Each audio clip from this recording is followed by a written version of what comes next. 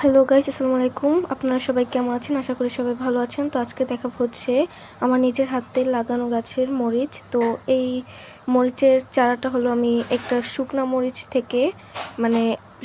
থেকে বানিয়েছিলাম। শুকনো মরিচটা বাজার থেকে কিনে এনেছিলাম খাওয়ার জন্য, তো বড় ছিল তাই দেখে লাগিয়েছিলাম। তো দেখেন মাশাআল্লাহ অনেক মরিচ হয়েছে, তাই একটা গাছেই প্রায় অনেকগুলো মরিচ হয়েছে, তাই সবগুলো আমি এখন ছিঁড়ে নিচ্ছি। আর মরিচের চারা বানানোর ভিডিওটা দেওয়া হয়নি, পরের বার যখন বানাবো অবশ্যই দিব।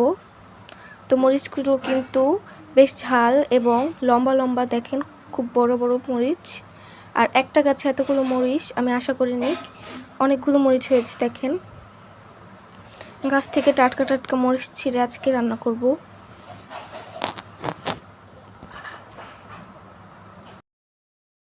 তো দেখেন অনেকগুলো মরিচ হয়েছে। তো এদিকে হচ্ছে সবগুলো ছেঁড়া শেষ। আর মরিচগুলো এরকম যে পাতা আর মরিচ প্রায় একই রকম লাগে, বোঝাও যায় না। তো আজকের ভিডিও ছিল এ পর্যন্ত। আল্লাহ হাফেজ।